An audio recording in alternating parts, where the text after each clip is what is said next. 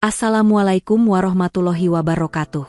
Pada kesempatan kali ini akan menceritakan TKI Indonesia asal Jatim yang bernama Henry menjadi miliarder setelah menikahi bule buta Jerman. Seperti apa ceritanya? Mari kita dengarkan sampai selesai. Yang belum subscribe jangan lupa subscribe dulu ya teman-teman dan selamat mendengarkan. Desa Kedung Rejo, sebuah desa kecil di Jawa Timur, dikelilingi sawah dan ladang yang tampak menguning di musim panen. Di sanalah Henry, pemuda berusia 25 tahun, tinggal bersama keluarganya di rumah kayu sederhana yang sudah mulai rapuh dimakan usia. Pagi itu, suara ayam berkokok bersahut-sahutan. Henry duduk di teras rumah sambil memperbaiki sandal jepit yang sudah robek. Ibunya, Bu Sarti, menyiapkan sarapan nasi jagung dan sambal terasi, makanan yang hampir tiap hari mereka makan. "Henry, sini dulu. Sarapannya sudah siap," panggil ibunya dari dapur. Henry masuk ke dalam rumah dan duduk bersila di lantai bersama dua adiknya yang masih sekolah, Siti dan Udin. "Mas, hari ini jadi ke balai desa?" tanya Siti sambil menyuap nasi jagung. "Iya, mau ngurus berkas buat berangkat kerja ke luar negeri," jawab Henry pelan. "Kerja apa, Mas?" tanya Udin penasaran. "Katanya jadi pembantu rumah tangga di Jerman." Udin dan Siti terdiam. Mereka belum pernah dengar nama negara itu. Tapi mereka tahu, itu pasti jauh. Bu Sarti duduk di samping Henry. Matanya tampak sembab. Ia tidak banyak bicara sejak Henry menyatakan niatnya untuk menjadi TKI. Di hatinya ada rasa bangga, tapi juga khawatir luar biasa. "Henry, ibu tahu kamu ingin bantu keluarga. Tapi kamu yakin ini jalan terbaik?" tanya Bu Sarti pelan. "Bu, aku sudah pikirkan matang-matang. Kita tidak bisa terus begini. Bapak sudah tua, ladang kita sempit, tidak cukup buat bayar sekolah Siti sama Udin. Aku harus berani, Bu." "Tapi kamu tidak kenal siapa-siapa di sana. Kamu tidak bisa bahasa sana. Henry, bagaimana kalau kamu diperlakukan tidak baik?" "Aku akan hati-hati. Aku janji, Bu. Aku cuma butuh 2 ibu dan bapak." Bu Sarti menunduk. Ia tidak bisa berkata apa-apa lagi. Hanya bisa memeluk anak sulungnya itu erat-erat. Di balai desa, Henry bertemu dengan petugas dari agen penyalur tenaga kerja. Ia menyerahkan semua dokumen yang dibutuhkan, fotokopi KTP, KK, ijazah, dan surat keterangan sehat. "Kalau semua lancar, kamu bisa berangkat 2 bulan lagi," kata petugas itu sambil menandai dokumen. "Apa benar saya akan ditempatkan di rumah majikan di Jerman?" tanya Henry. "Betul. Mereka butuh asisten rumah tangga yang bisa bantu bersih-bersih dan sedikit memasak. Majikannya orang tua, tapi katanya baik." Henry mengangguk. Meskipun masih ragu dan takut, tapi tekadnya sudah bulat. Ia tahu, kalau terus tinggal di desa tanpa keahlian, ia tidak akan bisa mengubah nasib. Malam harinya, suasana rumah sunyi. Angin malam bertiup lembut, membuat tirai bambu di jendela berderik pelan. Henry duduk bersama bapaknya, Pak Samin, di depan rumah sambil minum kopi hitam. "Jerman itu jauh, Henry, jauh sekali," kata Pak Samin perlahan. "Iya, Pak, tapi aku tidak punya pilihan lain. Bapak tahu kamu anak yang kuat, tapi di negeri orang, kamu harus lebih kuat. Jangan mudah percaya orang. Jangan lupa salat. Jangan lupa asalmu." "Iya, Pak, aku janji. Dan kalau kamu berhasil, jangan lupa pulang." Mata Henry memanas. Ia menunduk, menahan air mata. Dalam hati ia berkata, "Aku tidak akan lupa rumah ini. Tidak akan lupa orang-orang yang kucintai." 2 bulan kemudian, hari keberangkatan pun tiba. Henry berdiri di depan rumah, membawa ransel besar dan koper kecil. Tetangganya berdatangan, menyalami dan mendoakan. "Hati-hati di negeri orang, nggih, Henry. Jangan sombong kalau sudah sukses, ya. Semoga cepat kirim kabar." Bu Sarti tidak bisa menahan tangisnya. Ia memeluk Henry erat-erat. "Ibu tidak tahu kapan bisa lihat kamu lagi, Le." "Bu, aku janji akan kirim kabar setiap minggu. Aku akan kirim uang, biar adik-adik bisa terus sekolah. Aku akan pulang, Bu." Siti dan Udin memeluk kakaknya sambil menangis. "Mas, jangan lupakan kami ya. Nggak mungkin, Din. Kalian adikku. Aku sayang kalian. Dengan mata berkaca-kaca, Henry naik ke mobil jemputan dari agen. Mobil itu pelan-pelan menjauh, meninggalkan debu dan isak tangis keluarga yang melepaskan anaknya ke negeri jauh. Henry melihat keluar jendela, menatap sawah dan langit biru yang akan ia rindukan. Dalam hati, ia berdoa, "Ya Tuhan, jagalah aku di negeri orang. Beri aku kekuatan. Aku ingin membahagiakan keluargaku." Bab ini diakhiri dengan Henry tiba di bandara, membawa mimpi dan harapan. Ia tidak tahu apa yang akan ia temui di sana. Tapi satu hal pasti, hidupnya tidak akan pernah sama lagi. Pesawat yang ditumpangi Henry akhirnya mendarat di Bandara Frankfurt, Jerman, setelah lebih dari 16 jam penerbangan dari Surabaya. Tubuhnya lelah, matanya mengantuk, tapi pikirannya justru semakin gelisah. Ini pertama kalinya ia keluar negeri. Semua terlihat asing, semua terdengar aneh. Ia menggenggam kertas bertuliskan nama majikannya, Herr Klaus Neumann dan alamat rumah tempat ia akan bekerja. Di bagian bawah, ada catatan dari agen tenaga kerja. Orang ini baik, rumahnya besar, anaknya ada 1 perempuan, butuh bantuan di rumah karena mereka sudah tua. Setelah mengambil koper, Henry melangkah pelan ke pintu keluar. Di sana, seorang pria tua dengan jas abu-abu berdiri membawa kertas bertuliskan namanya, Henry Saputra. "Henry?" tanya pria itu dengan logat Jerman kental. "Yes, saya Henry," jawab Henry dengan gugup. "Ich bin Klaus. Willkommen. Komme, follow me." Klaus tersenyum kecil, lalu membimbing Henry ke mobil sedan hitam yang diparkir tidak jauh dari pintu kedatangan. Sepanjang jalan, Henry hanya diam. Ia mencoba memahami ucapan Klaus, tapi sebagian besar terdengar seperti desisan cepat yang sulit dimengerti. "First time in Germany?" tanya Klaus tiba-tiba. "Yes, first time," jawab Henry sambil mengangguk cepat. "You work. We pay. You good. We keep. Understand?" "Yes, I will try my best." Henry hanya bisa menjawab seadanya. Bahasa Inggrisnya terbatas, apalagi bahasa Jerman. Ia hanya berharap majikannya cukup sabar menerima dirinya yang belum sepenuhnya paham. Rumah tempat ia bekerja terletak di pinggiran kota kecil bernama Bad Homburg. Rumah besar berwarna putih, bergaya klasik Eropa, dengan taman depan yang rapi dan 2 anjing tua yang terlihat lelah saat menyambut tuannya pulang. Di dalam rumah, seorang wanita tua berdiri di depan pintu, mengenakan gaun hangat dan shawl wol. Wajahnya datar, matanya tajam. Henry langsung menunduk sopan. "This is Henry," kata Klaus pada istrinya. "I am clean shoes before enter," jawab wanita itu tegas, tanpa senyum. "Yes, I am," ucap Henry sambil buru-buru membersihkan sepatunya di keset. Wanita itu adalah Frau Ingrid, istri Klaus. Sikapnya kaku, sedikit dingin, dan tidak banyak bicara. Ia memberikan Henry panduan tertulis dalam bahasa Inggris dan Jerman tentang tugas-tugas rumah tangga yang harus dilakukan. "You clean, cook, help my daughter Elena. No mistake. Clear?" "Yes, I understand." Kamar Henry berada di lantai bawah, dekat dapur. Ruangnya kecil tapi bersih, dengan tempat tidur tunggal dan meja kecil. Malam itu, Henry duduk di tepi ranjang, menatap langit-langit. Suara detak jam dinding terdengar sangat jelas. Hatinya hampa. "Apa aku sanggup hidup di sini? Apa aku bisa?" gumamnya dalam hati. Ia merindukan suara ayam, suara ibunya yang memanggil dari dapur, tawa adik-adiknya, dan hangatnya nasi jagung. Tapi ia tahu, tidak ada jalan untuk kembali sekarang. Ia harus bertahan. Keesokan paginya, Henry mulai bekerja. Ia membersihkan ruang tamu, mencuci piring, menyiram bunga, dan menyiapkan makan siang sederhana. Tugas-tugas itu bukan hal baru baginya, tapi tekanan dan suasana asing membuat semuanya terasa lebih berat.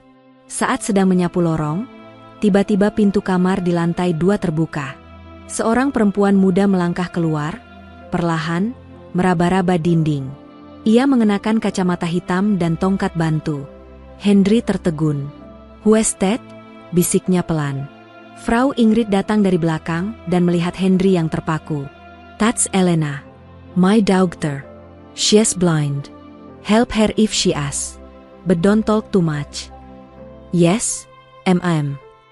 Hari itu, Elena tidak bicara sepatah kata pun pada Henry. Ia hanya berjalan perlahan ke taman belakang, duduk di bangku, dan mendengarkan burung-burung. Henry hanya mengawasi dari jauh, tidak berani mendekat. Hari-hari berikutnya berjalan lambat. Henry bekerja keras, berusaha tidak membuat kesalahan. Ia mulai belajar beberapa kata bahasa Jerman sederhana dari aplikasi ponsel. Setiap malam, ia mencatat kata-kata baru di buku kecilnya. Satu sore, saat Henry sedang menyapu daun di taman, Elena tiba-tiba berbicara. "You're from Indonesia, right?" Henry kaget. Ia menoleh, lalu mengangguk meskipun tahu Elena tidak bisa melihat. "Yes. From East Java." "Java? That's where coffee comes from, isn't it?" "Yes, Javanese coffee." Elena tersenyum tipis. "I like coffee. Not too bitter. Not too sweet. Just enough to remind me that life still has taste." Henry tidak tahu harus menjawab apa. Tapi ia merasa gadis itu berbeda. Bukan karena buta, tapi karena kata-katanya terdengar seperti menyimpan luka yang dalam. "I'm Henry," ucapnya akhirnya. "I know," jawab Elena singkat. "You're the only one who walks without heavy footsteps." Henry diam. Tapi senyumnya perlahan muncul. Mungkin, untuk pertama kalinya sejak tiba di negeri asing ini, ia merasa sedikit tidak sendiri. Malamnya, saat ia sedang mencuci piring, Klaus datang menghampirinya. "You talked to Elena?" "Yes, just a little. She doesn't talk to many people. She is different. But she is not weak. Just don't hurt her. I won't. I respect her." Klaus menepuk bahu Henry pelan, lalu pergi tanpa berkata apa-apa lagi. Henry menatap piring terakhir yang sedang ia bilas. Air hangat mengalir di tangannya. Ia menarik napas panjang. Entah kenapa, gadis itu seperti dunia lain yang ingin aku pahami. Hari-hari berikutnya berjalan lambat, tetapi terasa lebih ringan bagi Henry. Sejak percakapan singkat pertamanya dengan Elena, ia merasa memiliki alasan lain untuk bertahan di negeri asing ini selain uang. Ada sesuatu pada diri gadis itu yang membuatnya penasaran.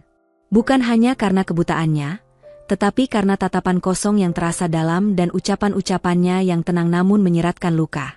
Suatu pagi, Henry sedang menyiram bunga mawar di taman belakang ketika mendengar suara tongkat Elena mengetuk-ngetuk lantai teras kayu. "Henry, kamu di sana?" Suara itu terdengar lirih tapi jelas. "Ya, saya di sini, Nona Elena," jawab Henry sambil menghentikan semprotan air. "Kamu tidak harus memanggil saya, Nona. Cukup Elena saja." "Baik, Elena." Ia berjalan perlahan mendekat. Elena berdiri dengan tongkat di tangan kanan, mengenakan sweater abu-abu dan celana panjang. Angin musim semi bertiup lembut, menerbangkan rambut panjangnya yang kecoklatan. "Bisakah kamu duduk di sini sebentar?" tanya Elena sambil menunjuk bangku taman. "Tentu."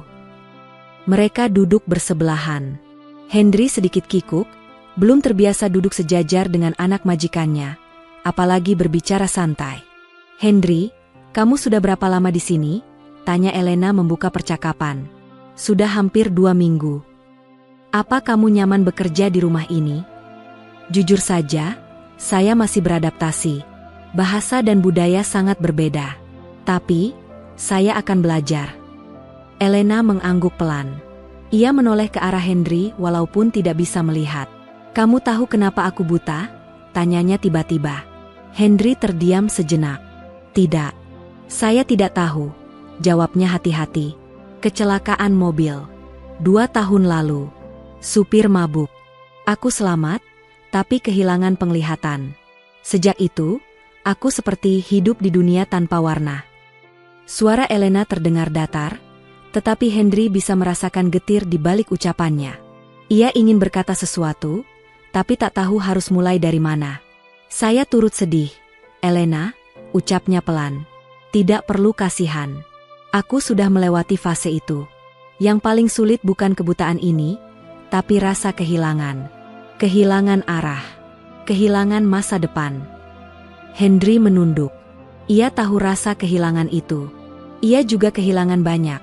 Kemudahan hidup, kebersamaan dengan keluarga, dan masa muda yang seharusnya dinikmati, bukan untuk mengabdi di rumah orang lain demi rupiah. Saya juga kehilangan, Elena. Apa yang kamu kehilangan?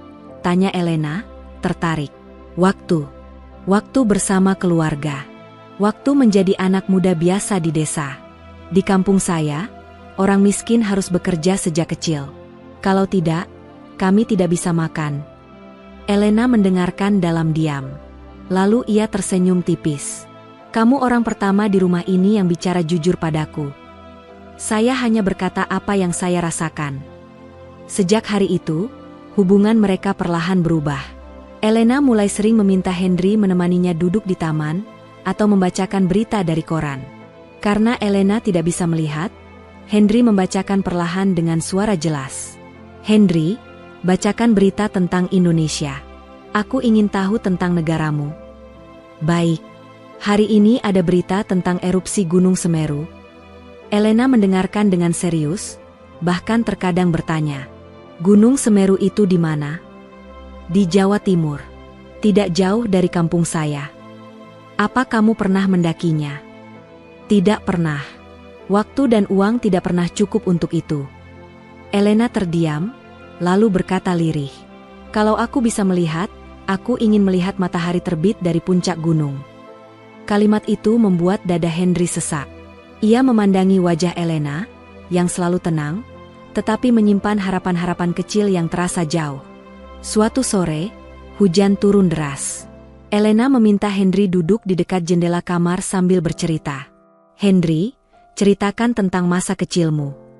Saya anak pertama dari 3 bersaudara. Waktu kecil, saya sering bantu ibu ke ladang. Kami tidak punya listrik. Malam-malam hanya diterangi lampu minyak. Apa kamu bahagia waktu kecil? Henry terdiam. Lalu ia menjawab jujur. Kadang iya, kadang tidak. Bahagia kalau bisa makan kenyang. Tidak bahagia saat adik saya sakit dan tidak bisa dibawa ke dokter karena tak ada uang. Elena menunduk. Dulu aku pikir semua orang hidup seperti keluargaku. Kaya, nyaman, tidak pernah kekurangan. Tapi sekarang, semua itu tidak ada artinya lagi. Kenapa kamu bilang begitu? Karena bahkan uang sebanyak apapun tidak bisa membuatku melihat lagi. Henry tidak tahu harus berkata apa. Tapi hari itu, ia merasa benar-benar mengerti bahwa luka tidak selalu terlihat oleh mata. Luka hati jauh lebih dalam. Suatu malam, Henry sedang mencuci piring ketika Frau Ingrid masuk ke dapur. Kamu terlalu banyak bicara dengan Elena, tegurnya tajam. Saya hanya menemaninya, MAM. Dia tidak butuh teman. Dia butuh disiplin dan rutinitas. Kamu di sini untuk bekerja, bukan jadi sahabatnya. Saya minta maaf. Frau Ingrid pergi dengan langkah cepat. Henry hanya bisa menghela napas. Ia tahu batasannya sebagai pekerja. Tapi ia juga tahu, Elena bukan hanya sekadar anak majikan baginya. Ia adalah satu-satunya manusia di rumah itu yang bisa membuatnya merasa berarti. Malam itu, saat beres-beres di kamar, Henry menerima pesan suara dari ibunya. Nak, kamu baik-baik saja di sana? Ibu doakan kamu selalu kuat. Kami semua sehat di sini. Siti sudah naik kelas. Udin dapat juara 2. Kami semua bangga padamu. Air mata Henry menetes perlahan. Ia duduk di lantai, menatap langit-langit, dan berkata lirih. Aku harus kuat. Untuk ibu, untuk adik-adik, dan mungkin, untuk Elena juga. Hari-hari di rumah keluarga Neumann menjadi rutinitas baru bagi Henry. Bangun pagi sebelum matahari terbit, menyiapkan sarapan, membersihkan rumah, lalu menemani Elena di taman atau di ruang baca. Namun, hubungan antara Henry dan Elena tidak lagi sebatas antara pekerja dan anak majikan. Ada kepercayaan yang mulai tumbuh. Elena semakin sering membuka diri. Henry pun belajar menjaga batas, tetapi juga memberi perhatian yang tulus. Di balik segala kekakuan Frau Ingrid dan sikap cuek Herr Klaus, Elena adalah satu-satunya cahaya di rumah itu yang membuat Henry merasa hidup. Suatu sore, saat langit Jerman berwarna kelabu dan angin dingin bertiup kencang, Elena duduk di kursi roda kecil yang biasa ia gunakan di dalam rumah. Henry mendorongnya perlahan ke arah jendela besar ruang tengah. Hari ini mendung, ya? Tanya Elena sambil menoleh ke arah suara Henry. Iya, mendung dan dingin. Aku suka mendung. Tidak terlalu silau meskipun aku tidak bisa melihat. Tapi rasanya, damai. Saya sendiri lebih suka matahari, ujar Henry sambil tersenyum. Hangat, seperti kampung halaman. Elena diam sejenak. Lalu ia bertanya pelan. Henry, boleh aku tanya sesuatu yang agak pribadi? Tentu, silakan. Apa kamu pernah kehilangan orang yang kamu cintai? Pertanyaan itu membuat Henry terdiam. Wajahnya perlahan menegang, matanya menatap keluar jendela. Ia menghela napas sebelum menjawab. Pernah. Siapa? Ayah saya. Waktu saya berusia 12 tahun. Beliau sakit paru-paru. Kami tidak punya uang untuk berobat ke rumah sakit. Akhirnya, beliau meninggal di rumah. Elena menggigit bibirnya, lalu berkata pelan. Aku juga kehilangan seseorang. Siapa? Tunangan aku. Namanya Lukas. Kami sudah bertunangan setahun sebelum kecelakaan. Hari itu, dia menyetir. Kami bertengkar di dalam mobil. Aku bilang aku ingin membatalkan pernikahan karena aku merasa belum siap. Dia marah. Lalu, dia ngebut. Terlalu kencang. Lalu tabrakan. Aku buta. Dia meninggal seketika. Henry menunduk. Suasana menjadi hening. Hanya suara detik jam dinding yang terdengar. Saya minta maaf, Elena, ucap Henry pelan. Aku membenci diriku sendiri selama berbulan-bulan. Aku merasa itu salahku. Aku merasa aku yang menyebabkan kematiannya. Tapi itu bukan salahmu. Kecelakaan bisa terjadi kapan saja. Kamu tidak berniat melukainya. Elena menoleh ke arah Henry, matanya tetap kosong, tapi wajahnya serius. Tapi kalau saja aku tidak memulai pertengkaran itu. Kalau saja saya punya uang untuk beli obat ayah saya, mungkin dia masih hidup. Tapi kita tidak bisa terus hidup dalam, kalau saja, Elena. Itu hanya akan menyiksa kita. Kata-kata Henry membuat Elena terdiam. Lama, tapi wajahnya tampak mulai melembut. Ia mengusap sudut matanya. Terima kasih, Henry. Untuk apa? Untuk tidak menghakimi. Untuk tidak merasa kasihan. Saya tidak pernah kasihan padamu, Elena. Saya hanya mengerti. Karena saya juga tahu rasanya kehilangan. Malam itu, Henry kembali ke kamarnya dengan perasaan campur aduk. Ia merasa baru saja menyentuh sisi terdalam dari seorang Elena yang selama ini terlihat tenang dan tertutup.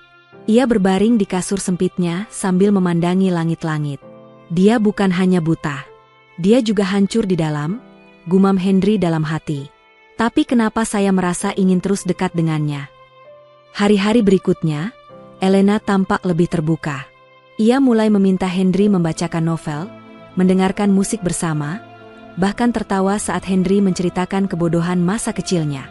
Suatu pagi, Elena duduk di dapur sambil mendengarkan suara Henry memasak. Apa kamu pernah jatuh cinta, Henry? Tanyanya tiba-tiba. Henry yang sedang mengaduk sup langsung kaku. Pernah. Tapi tidak sampai pacaran. Saya tidak punya waktu, dan perempuan itu lebih memilih orang lain. Kenapa? Apa kamu terlalu miskin? Tanya Elena sambil tersenyum kecil. Mungkin. Atau mungkin saya tidak cukup menarik. Saya tidak bisa menilai penampilan kamu, tapi suara kamu cukup menenangkan, ujar Elena dengan nada datar. Henry terdiam, lalu tersenyum. Terima kasih. Itu pujian pertama dari seorang bule. Saya tidak bule. Saya hanya perempuan yang sedang belajar mencintai hidupnya kembali. Henry menghentikan adukan supnya. Kata-kata itu terasa dalam. Seakan Elena sedang berbicara bukan hanya kepada Henry, tapi juga kepada dirinya sendiri. Suatu malam, Henry mendengar suara keras dari kamar atas. Ia bergegas ke sana dan melihat Elena duduk di lantai, menangis sambil memegangi tongkatnya yang patah. Elena, kamu tidak apa-apa. Aku jatuh. Tongkatnya tersangkut karpet.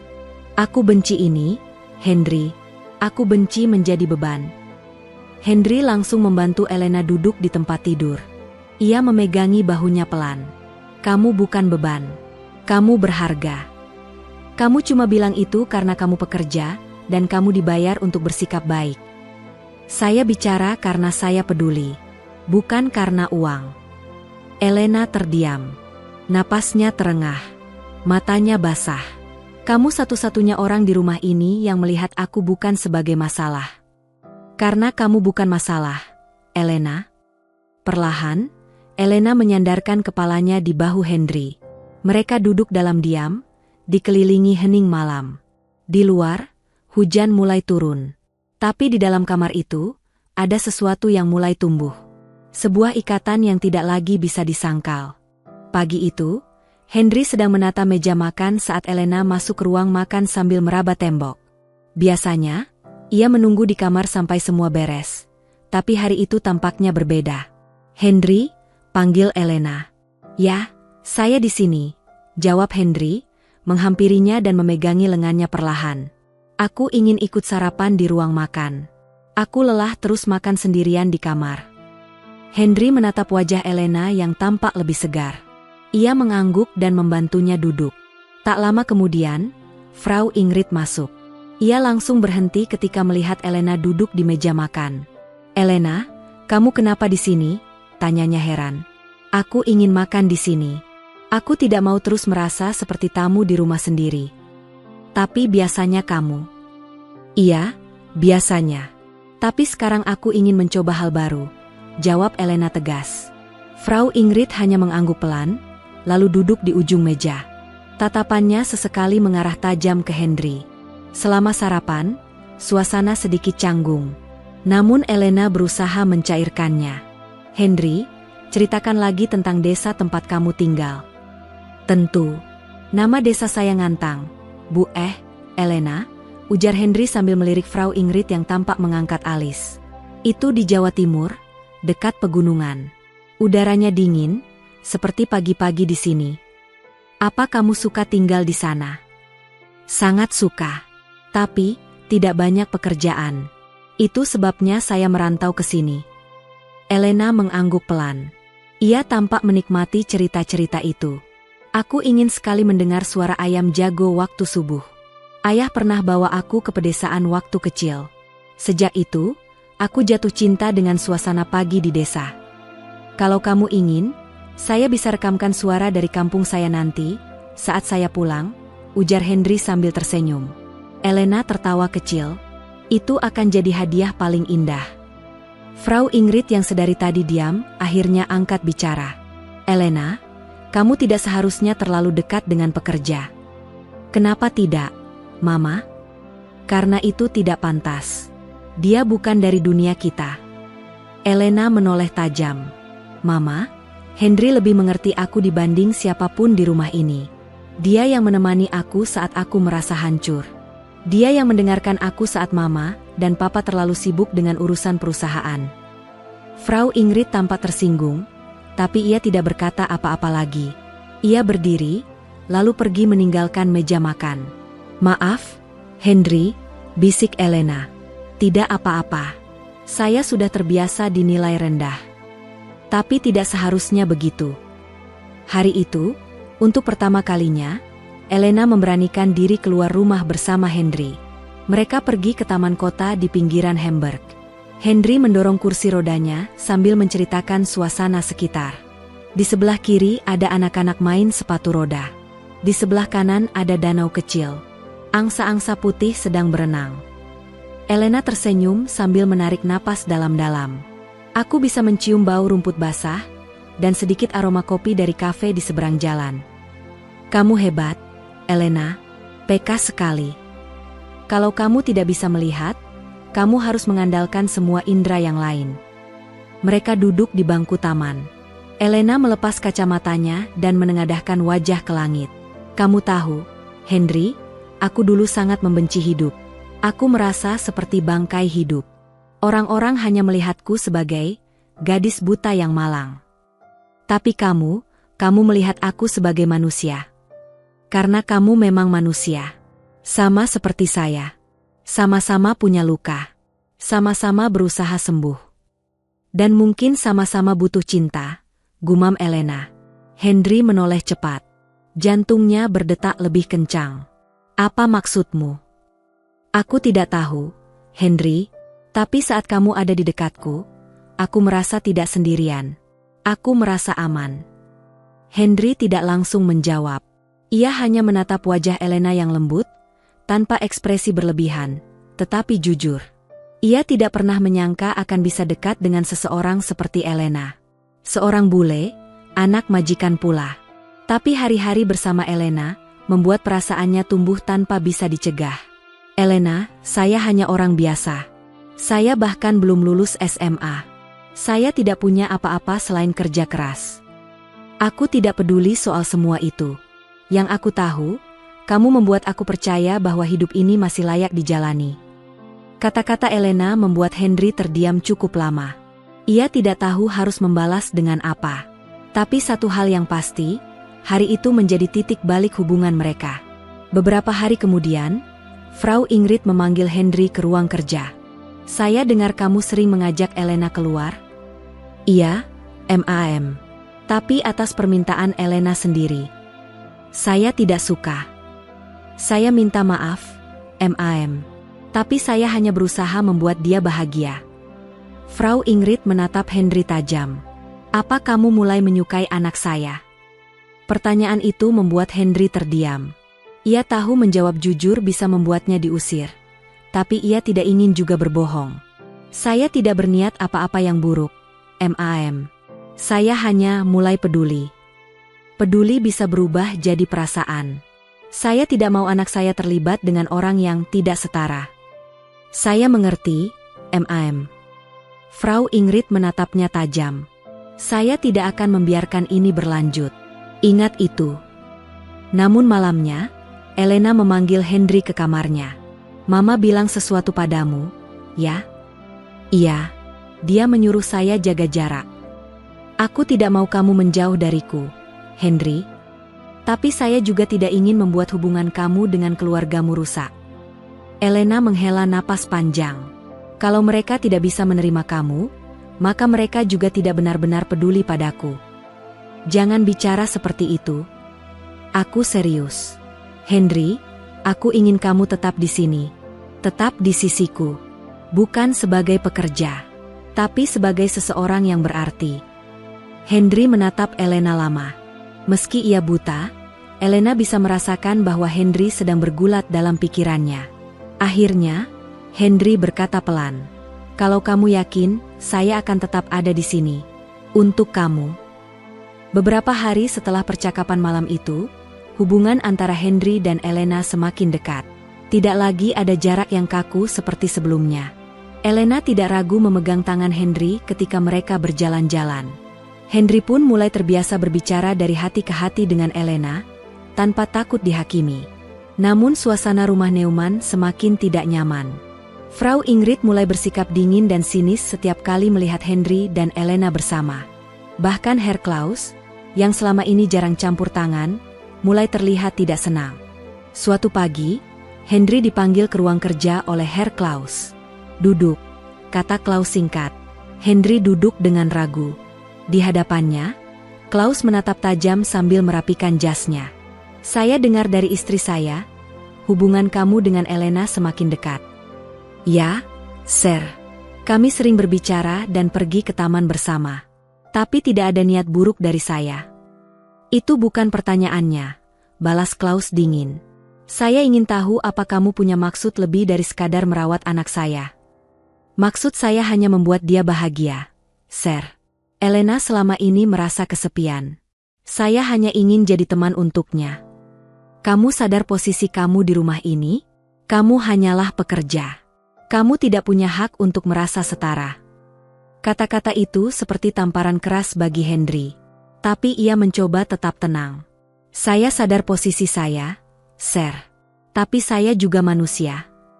Kamu dibayar untuk bekerja, bukan untuk mencampuri urusan keluarga." "Saya tidak pernah bermaksud mencampuri, Sir. Elena sendiri yang meminta saya tetap dekat dengannya." Klaus berdiri dari kursinya dan menatap Henry lebih tajam. Kalau kamu tidak menjauh, saya akan cari cara agar kamu dideportasi. Henry menatap pria itu dengan mata panas. Amarah dalam dadanya mendidih, tapi ia tetap menunduk. Saya mengerti, Sir. Setelah pertemuan itu, Henry kembali ke kamarnya. Ia duduk di tepi ranjang, memandangi lantai sambil menggenggam kepalanya. Kepalanya penuh dengan pertanyaan. Apa aku salah? Apa memang tidak seharusnya aku mencintainya? Sore harinya, Elena datang ke kamarnya diam-diam. Kamu kenapa? Kenapa wajahmu murung? Henry menatap Elena, lalu menghela napas. Ayahmu memanggil saya. Dia mengancam akan mengusir saya kalau saya tidak menjauhimu. Elena terdiam. Matanya tampak gelisah. Aku sudah tahu mereka akan bertindak seperti itu. Tapi aku tidak peduli, Henry. Tapi saya peduli, Elena. Ini bukan cuma soal kita berdua. Ini soal harga diri saya. Saya tidak mau terus dianggap sebagai orang yang mengincar kamu. Lalu, apa kamu mau menyerah? Bukan menyerah. Tapi saya juga tidak mau jadi beban buat kamu. Keluargamu tidak akan pernah menerimaku. Kalau begitu, aku akan tinggalkan rumah ini. Aku akan tinggal di apartemen sendiri. Kamu bisa ikut bekerja dengan aku di sana. Henry menggeleng. Saya tidak mau kamu meninggalkan keluargamu hanya karena saya.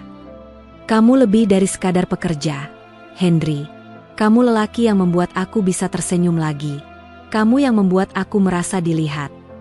Tapi saya bukan siapa-siapa, Elena. Saya hanya TKI miskin dari desa. Saya tidak punya pendidikan tinggi. Tidak punya latar belakang keluarga terpandang. Aku tidak butuh semua itu. Aku hanya butuh kamu tetap jujur, tetap ada. Henry menunduk. Hatinya bergolak hebat.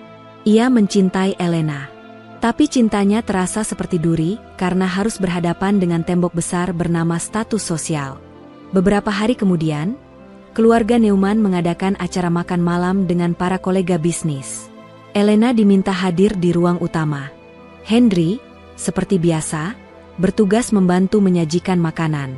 Ketika Elena masuk ruangan, dengan gaun biru lembut dan tongkat putih di tangan, semua mata memandangnya.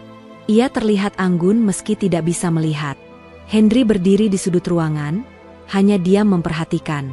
Salah satu tamu, pria tua berkacamata, mendekati Herr Klaus dan berbicara dengan suara yang cukup keras. Putrimu cantik. Sayang sekali dia buta. Tapi saya dengar dia dekat dengan pembantumu.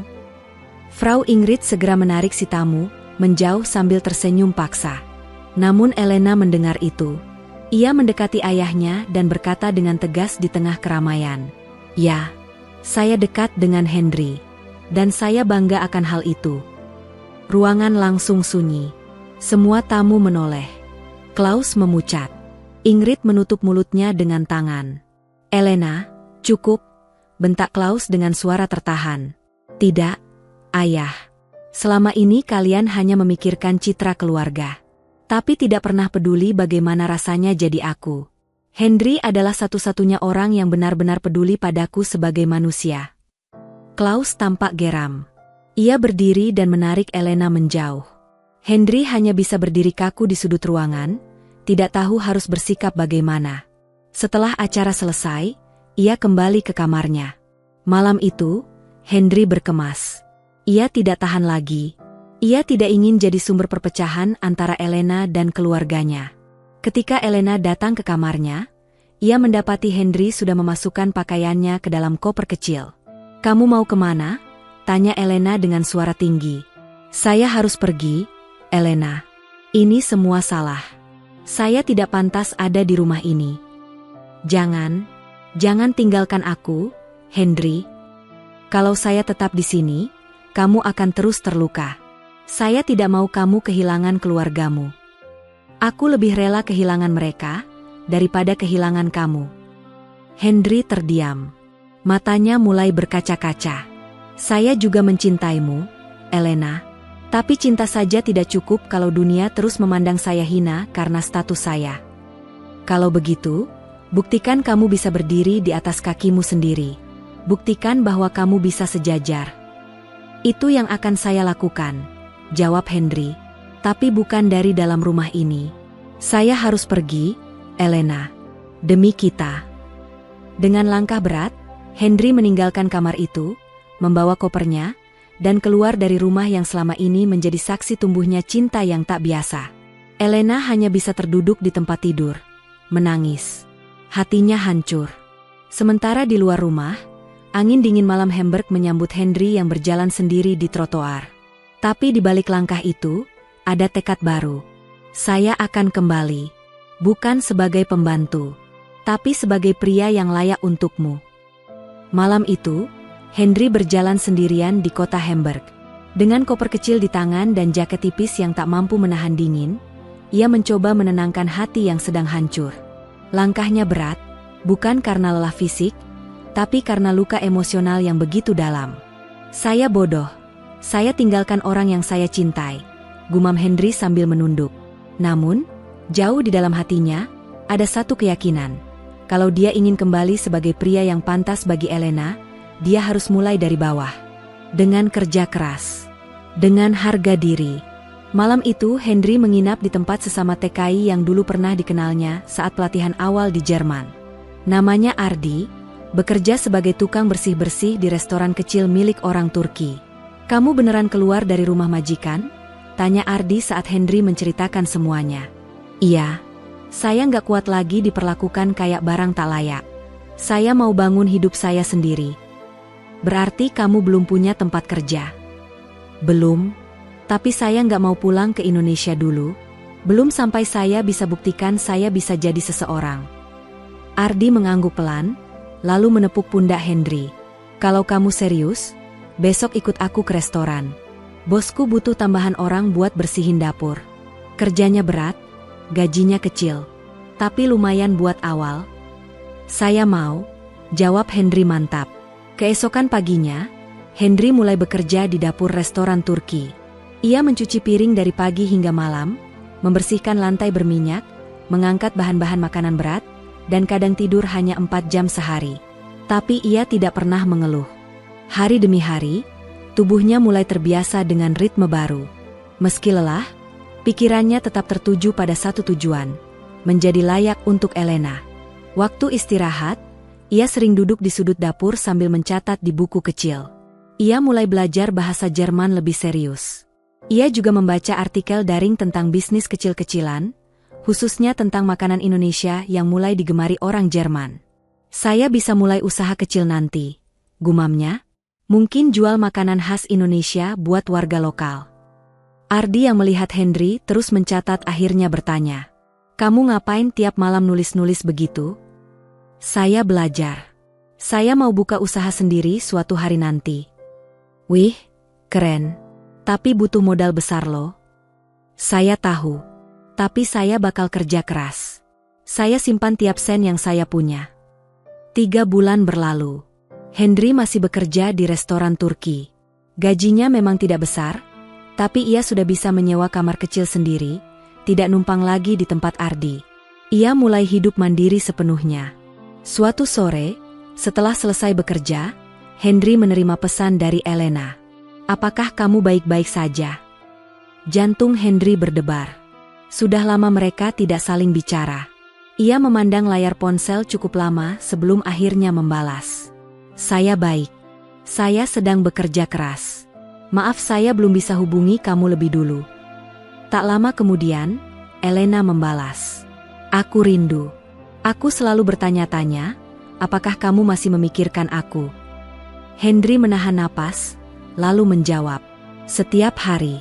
Tapi saya masih belum layak. Belum saatnya saya kembali." "Kamu tidak perlu jadi kaya untuk kembali. Aku hanya butuh kamu. Tapi saya butuh jadi pria yang punya harga diri. Bukan hanya cinta, tapi bukti bahwa saya bisa berdiri sendiri."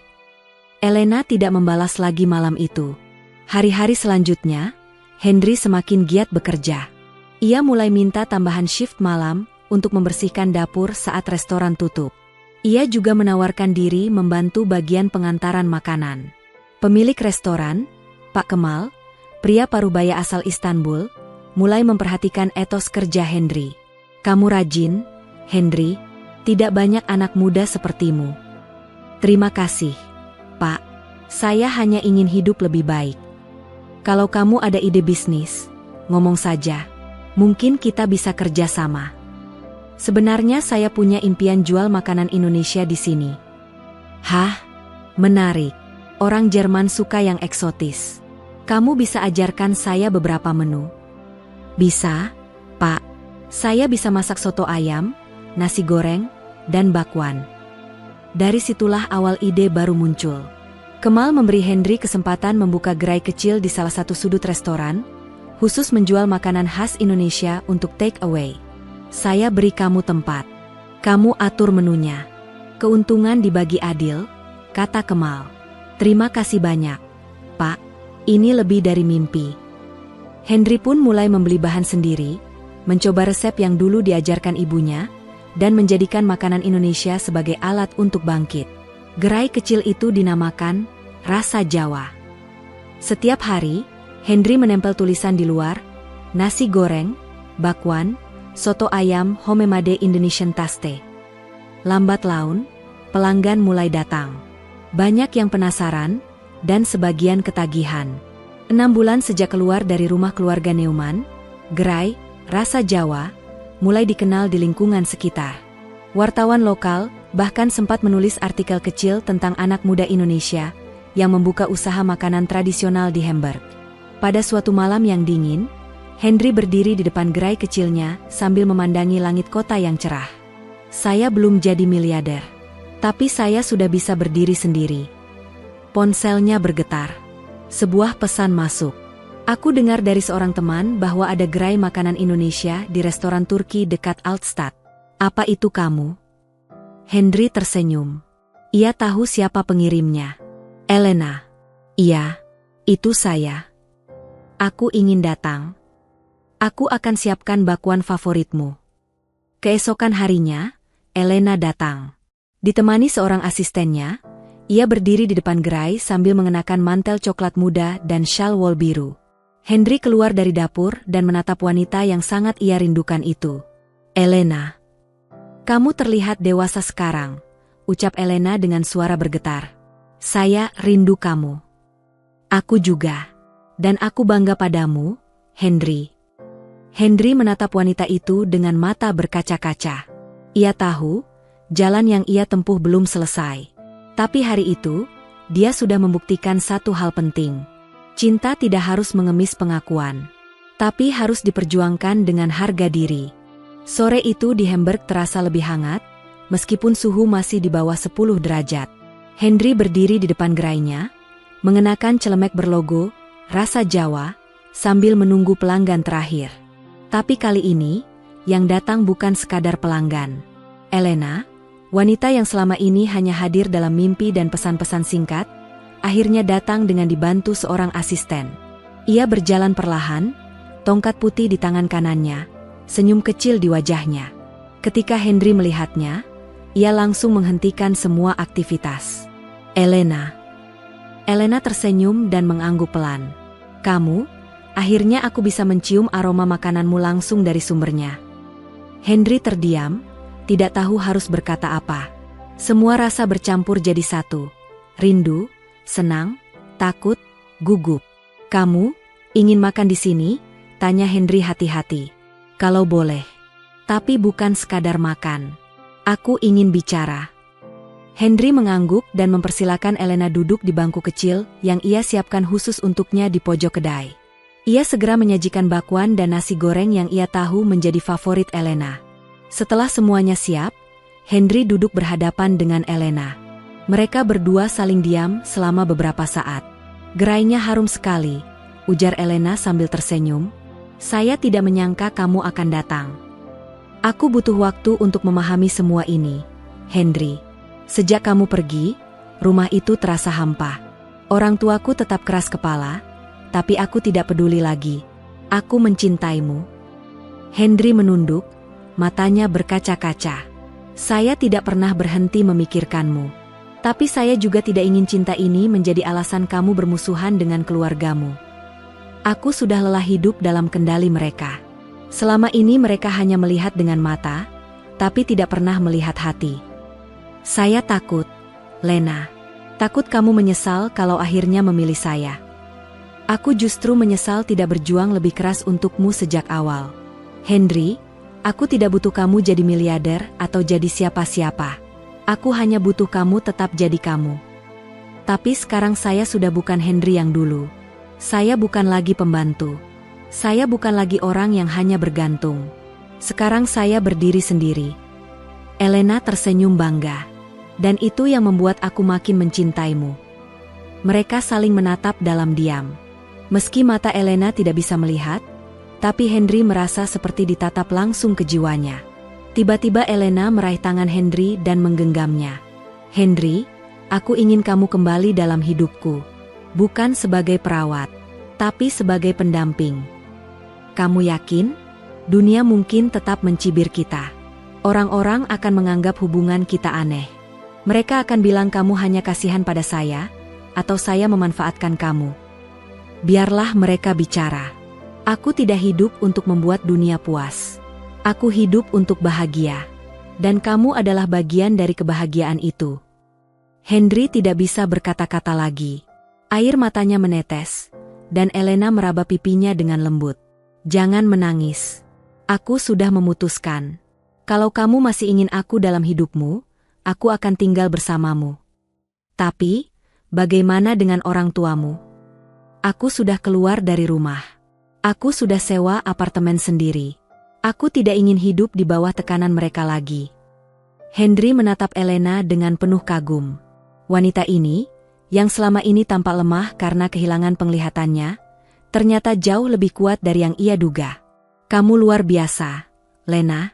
Saya tidak pantas mendapatkanmu. Justru karena kamu berpikir seperti itu, kamu pantas untukku. Beberapa hari kemudian, hubungan mereka menjadi pembicaraan hangat di kalangan TKI dan masyarakat lokal sekitar restoran.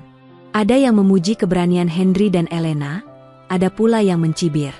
Namun Henry dan Elena tidak peduli. Mereka sudah terlalu lelah untuk hidup demi penilaian orang.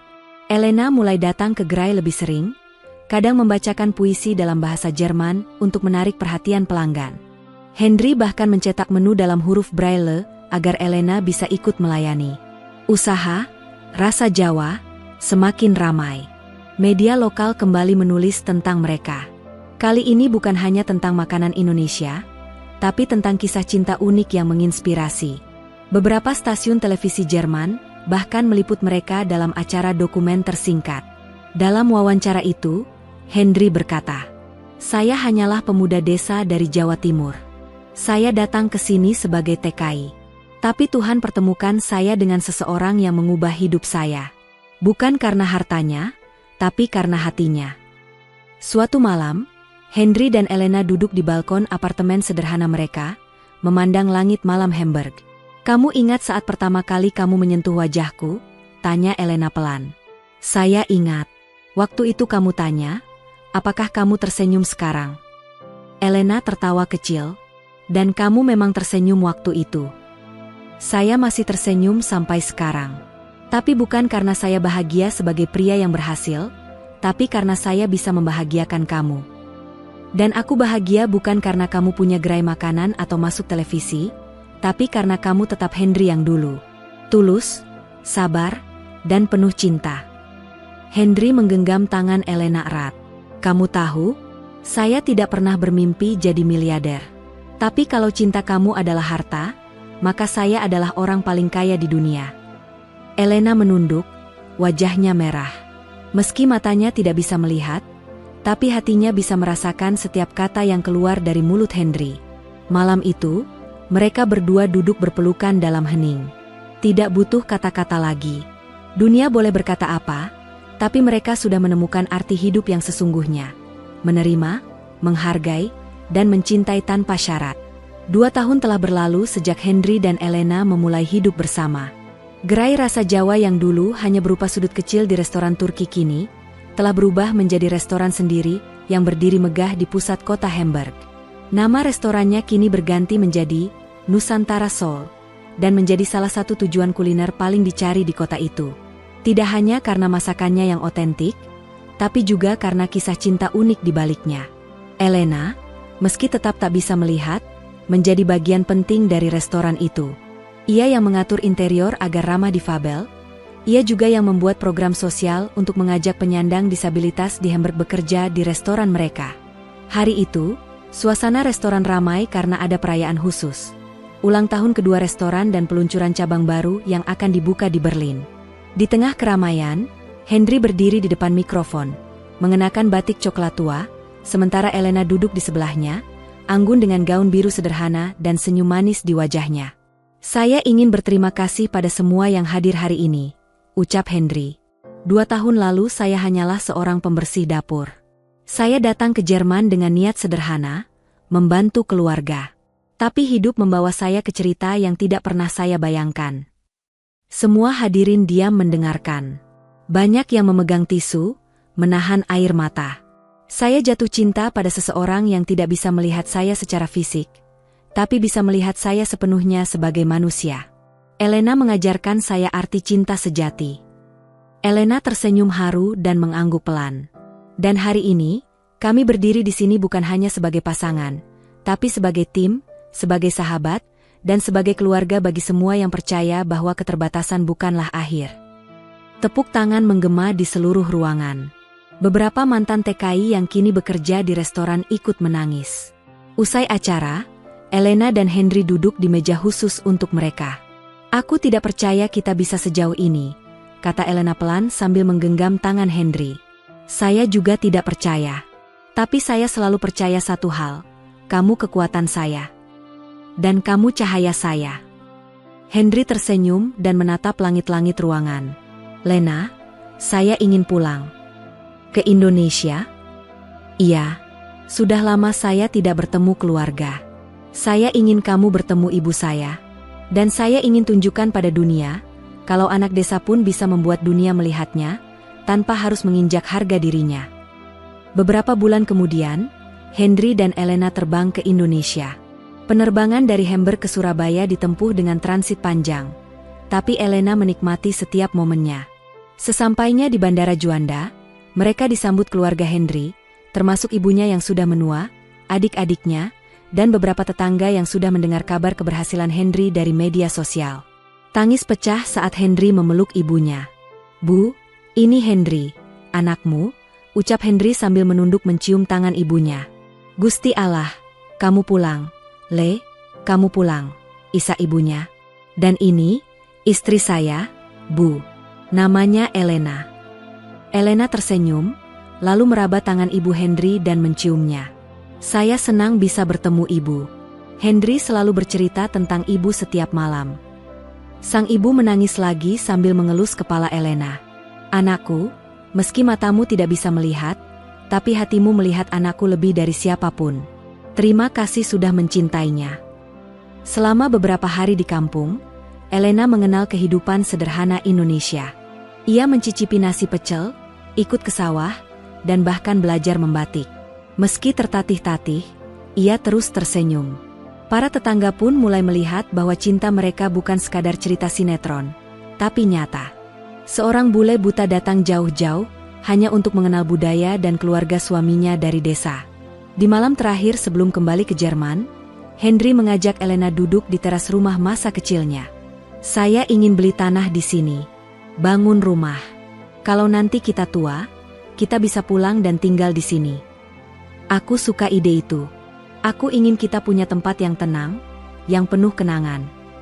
Saya juga ingin buka restoran kecil di sini, supaya anak-anak desa tahu, mereka bisa mimpi besar tanpa harus malu. Elena merangkul Henry. "Mimpimu selalu indah, dan aku akan selalu mendampingimu mencapainya." Beberapa tahun berlalu. Cabang Nusantara Soul kini ada di Berlin, Munich, dan bahkan satu di Amsterdam. Henry dan Elena sering diundang menjadi pembicara dalam seminar tentang kewirausahaan, cinta lintas budaya, dan pemberdayaan disabilitas. Henry kini menjadi simbol sukses yang tidak melupakan akar. Ia sering pulang ke Jawa Timur untuk memberi pelatihan pada TKI yang baru akan berangkat, membagikan pengalaman hidupnya. Dalam salah satu seminar, seorang mahasiswa bertanya, "Pak Henry, apa yang paling berat selama perjuangan Bapak?" Henry tersenyum, lalu menjawab, meyakinkan diri sendiri bahwa saya pantas dicintai. Kadang yang paling sulit bukan membuktikan pada dunia, tapi pada diri sendiri bahwa kita layak bahagia. Lalu, apa yang membuat Bapak terus bertahan? Seseorang yang tidak bisa melihat, tapi bisa melihat saya lebih jernih dari siapapun. Seluruh ruangan kembali hening, lalu tepuk tangan pecah seperti gelombang. Malam itu, Henry duduk di balkon rumah mereka di Hamburg. Elena duduk di sampingnya, menyentuh lengan suaminya perlahan. Kamu sedang melamun? Saya hanya berpikir, hidup ini benar-benar aneh. Kalau saya tidak kerja ke Jerman dulu, kalau saya tidak masuk ke rumah orang tuamu, mungkin kita tidak akan pernah bertemu. Tapi takdir menemukan caranya sendiri. Kita dipertemukan bukan karena kebetulan, tapi karena saling melengkapi. Saya bersyukur tiap hari bisa temani kamu. Dan aku bersyukur Tuhan memberiku mata hati, meski mataku tertutup. Kita memang aneh ya, Lena. Bule buta menikah dengan mantan TKI. Tapi, kita bahagia. Karena kita tidak hidup untuk terlihat sempurna. Kita hidup untuk saling menyempurnakan. Mereka berdua saling berpelukan di bawah langit Hamburg yang perlahan gelap. Bagi dunia, kisah mereka mungkin tak biasa. Tapi bagi mereka berdua, inilah kisah yang sempurna. Dan dari desa kecil di Jawa Timur, hingga ke jantung kota Eropa, Henry membuktikan bahwa cinta yang tulus, kerja keras, dan harga diri adalah kombinasi yang mampu mengubah segalanya. Bukan hanya menjadi miliarder, tapi menjadi manusia seutuhnya.